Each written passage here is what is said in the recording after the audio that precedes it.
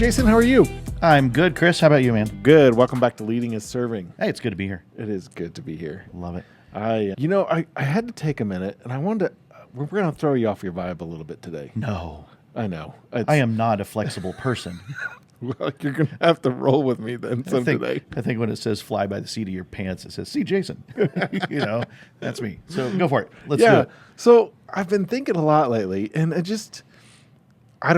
you and I've talked, and for those that you don't know, I have gone through some roller coasters in understanding different businesses and understanding some best business practices, I would probably call them. Sure. And just trying to learn how to do business better. Because as much as we're trying to coach others, we're also trying to coach ourselves through the process of the people that we work with, right? Yeah. So, I mean, that's part of the, leading is serving, right? Right. Because we're trying to not only encourage others to do what we're doing, but we're trying to encourage ourselves to do what we're doing. And it has to start with ourselves. Right.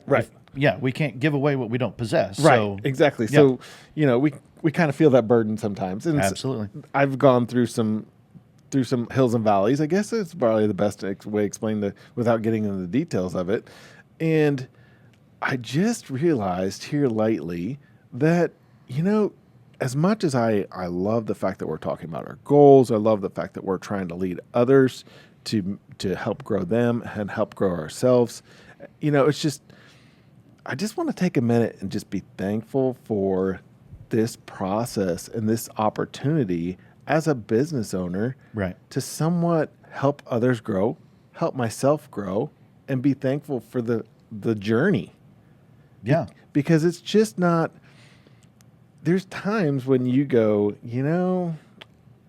I struggled I enjoyed my time as an employee in learning different things, but I also knew that wasn't me. You know what I mean? So now that Right. I am able to, I guess, kind of control my own destiny, for lack of better words, I'm very thankful for the opportunity just to be able to do it. And I know that I've read multiple books about, other business owners who have floundered or struggled or hit the rock bottom and have gone through the ceiling on the process of it.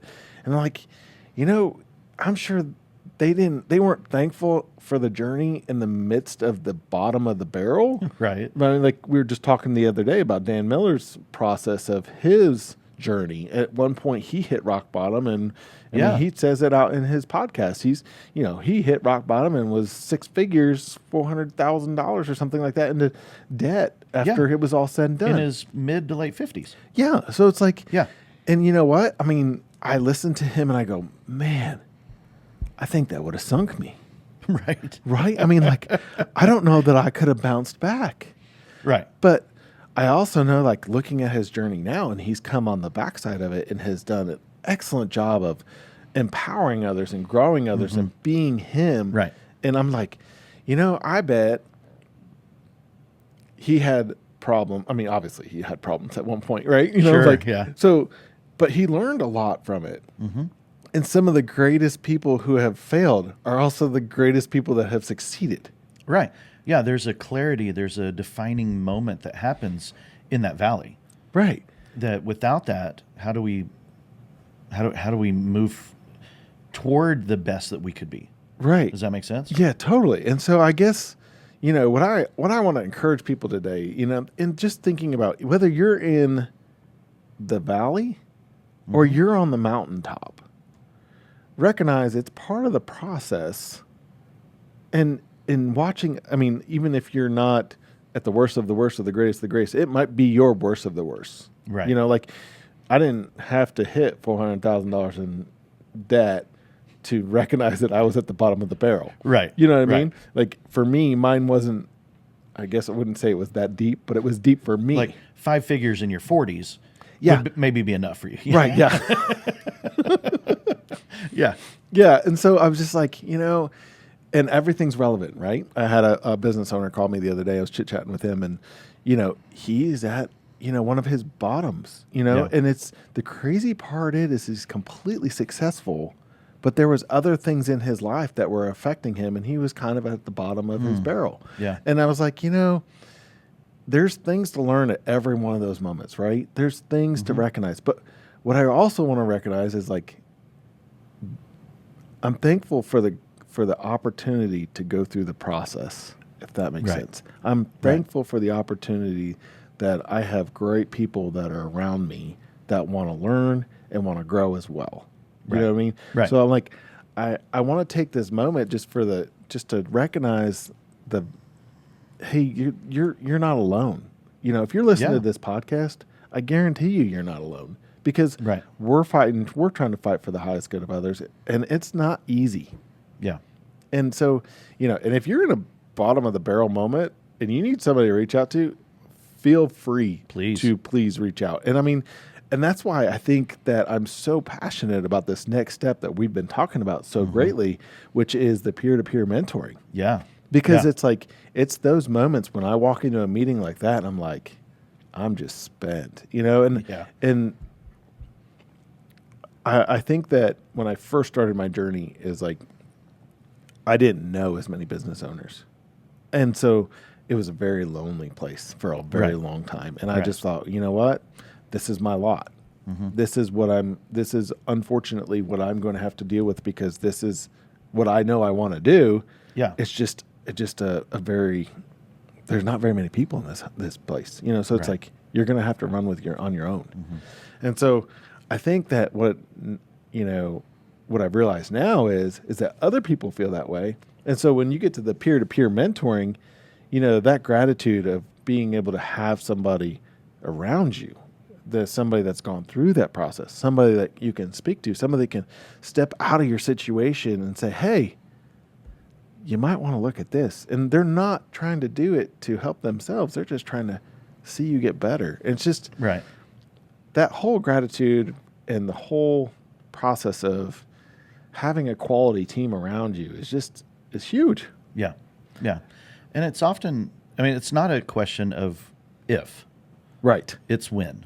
Right. We're all going to get there. Right. And we all fall into that pit of despair. Completely. Right. Right. And it, And and the crazy part is like, your pit of despair might not necessarily be my pit Very of despair, different. but Yeah. it doesn't matter. Like the Right. person that's going through it and feels like they're in the pit of despair, sorry. Right. They feel like they're at the bottom. You know what I Right. mean? So it's you're Right. like, hey, what can I do And to help? people being around, it's easier to get out of a pit Right. with others' help, not on your Totally. own. You Totally. can't get out of your own quicksand. Yeah. Our internal critics just keep dragging us deeper and deeper. Right. But when other people can speak into our lives and help us out of that pit, out of that quicksand, Yeah. it's so beneficial, so helpful. Yeah. And I mean, Yeah. I want to give a huge shout out to my team. Like, I went away on a vacation for a time and was able to kind of reset my brain. Yeah. And, I came back and everybody's doing a phenomenal job. Yeah. You know what I mean? It was amazing. It was a great thing to come back and find out that, It's great to be missed for the relationship, not because of what you do. yeah. And it was like, okay, let's get back Yeah. to work. You know what I Yeah. mean? Like, we got to knock this stuff out. You know what I mean? And so, I'm thankful for that as well. And it's crazy because during the time that I was away, it definitely was, it's funny because there was other people where I was at. I was on a cruise ship and there was other couples there, and some of the husbands were reading self-help books, and my wife successfully pointed out that there's several husbands were reading self-help books and the wives were reading books that they enjoyed, like Right. Fiction and right, whatever. so- Yeah. right. And so I was like, I bet you that those other two were probably, there were two of them for sure, were probably business owners that were probably trying to fight for the highest good of somebody else that was there, Right. that's in their team. Or it's a book that's been on their shelf for months, if not a year. And, Right. And vacation was the first time they could finally pour into that. Yeah. And I mean, yeah. she's on my case. She's like, well, you're not really relaxing. I was like, that's not true. Actually, I'm relaxing. This is just the first time I've been able to dive into this book. Right. And I mean, I was reading Michael Hyatt's new book, Oh, okay. Mind Your Mindset. Yeah. Yeah. And it was really good. So how can we challenge ourselves to make time in the flow of the normal day to read those kinds of books so that when we do go on vacation, we don't have to? Right. Yeah. Well, I think it comes back to, I thought about that too while I was gone. And, I think there was a great time. I enjoy that time of growth. I actually appreciate that time of growth and just Yeah, being able absolutely. to settle my head and not think about work as much and think about that, because Right. I feel like it makes me stronger. It's like, working out, like you're trying to make Yeah. your muscles stronger. And Yeah. so in my head, it wasn't really, I actually enjoyed my vacation because I was able to do that. You know what I Right. mean? So it's Right. like, for those that don't appreciate it, well, then maybe you should do like 10 pages a day. Because I have Right. another friend who's like, I want to read 10 pages a day or 30 minutes a day. That's how he gets his books done. He gets one Right. done every month. That's his goal. The crazy part is like, what I don't want to lose sight of is the point of what I wanted to make sure we're bringing out, and that is taking the time to recognize, be thankful for the journey, be thankful for where you're at, take the moment, and even if you're in the midst of a trial or a valley or something like that, recognize it for what it is. It is part of the growth process, even Part of the shaping. yes, Yeah. and it's okay, and it might hurt, and it's not feel good. But it's part of the process. Yeah. When you're sitting in that valley, what is the win? Right. What can you celebrate in that moment? It might not be moving forward in the way you'd hoped, Right. but there is something to celebrate there. And I think that COVID shifted that for a lot of people. But what I Right. also realized through COVID is if you had a process in place or you had an expectation or a plan of that, don't deviate. Stick with it. I mean, Yeah. obviously sometimes you have to deviate because something might be thrown at you. But the end goal hasn't shifted. Keep sticking with the process, Right. even though it's not easy. Right.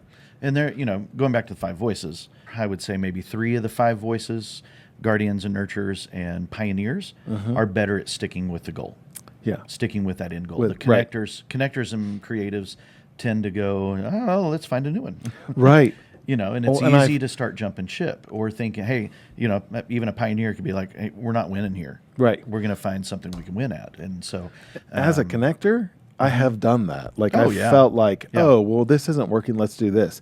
But then through COVID, it was like, okay, so now what you've learned is that you didn't have a good process in place. So let's get a good process in place, Right. and follow that, because Yeah. it's the winning ticket. It's even though it doesn't feel like it when you're in a valley, it's the winning ticket towards the being end. comfortable with the long game. Yes. And it's like, Yeah. and the long game can look like, 24 hours, or it can look like 6 months, or it can look like 5 years. Like it doesn't, Right. there's parts of those pieces that are going to be part of the long game that you need to make sure that you're part of. Right. And following through on, Yeah. because it's not easy to stay consistent for 5 years. Yeah, it is. All right, I agree with you. Yeah. Yeah. No, it is easy to stay. Yeah. Right. You know what I mean. You know what I mean. Right. Right. Yeah. Especially for those voices, right? Right. So the Right. ones that, are more diligent and more consistent, like, then, as an entrepreneur who's a connector, like, I struggle with that a little bit. So Right. I know that that's one of my weak points. And I'm like, all right, Chris, stick with the process, stick with the plan. Right. Don't deviate. And we tend to assume the worst, I think, as team leaders. And so when we have people on our team that are maybe hitting into that pit of despair, we probably assume like, oh, they're totally disengaged. Yeah. They don't care about this anymore. They don't want to win. They're not behind the company. Right. They're probably looking for another job. Right. They're probably our minds go to, where there's an absence of information, we tend to assume the worst. Right. But to get people out of the pit of despair, and that's actually one of the giant tools. And you asked about that before we hit record, and I was like, I don't know exactly. Now I do. Hey, Yeah. the best way to help people out of the pit of despair is encouragement and time. 100%. Of just sitting with them and saying, what's really going on? What are you really feeling? What Yeah. can we celebrate? What's hard right now? And helping them see the long game. Yeah.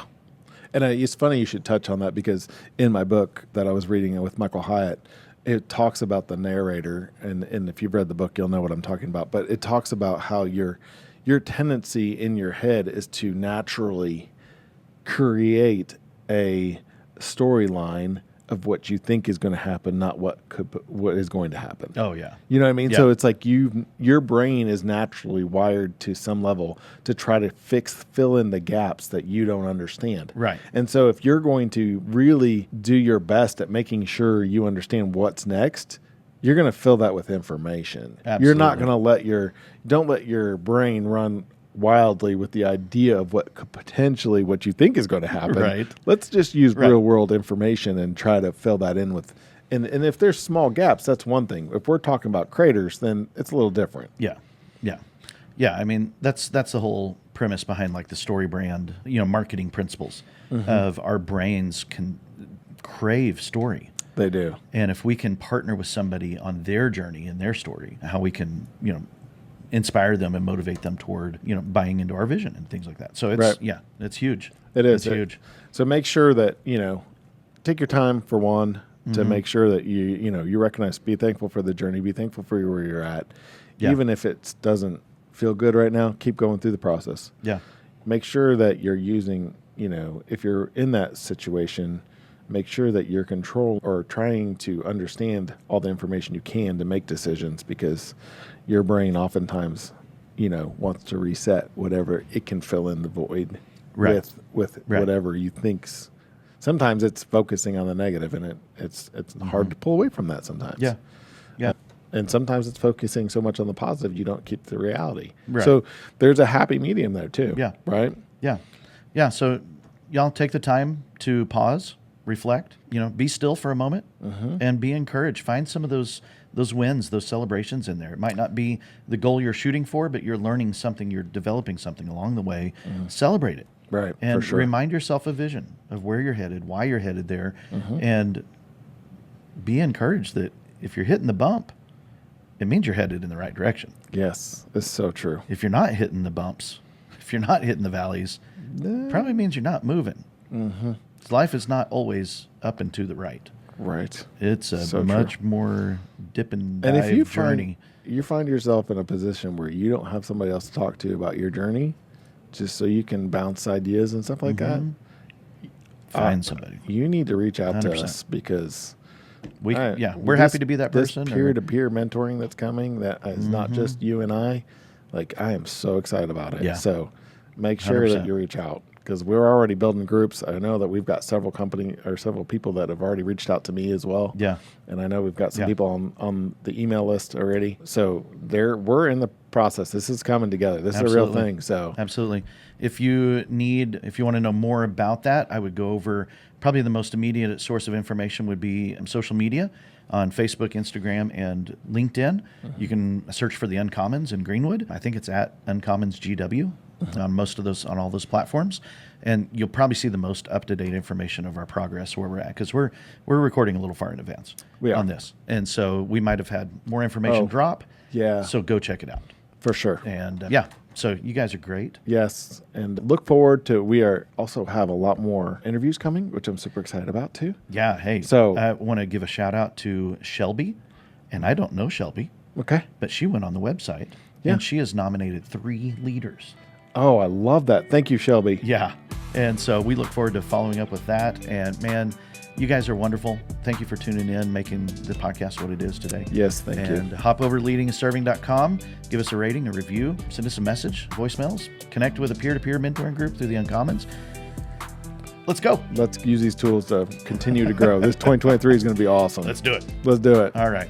Hey, you guys have a good one.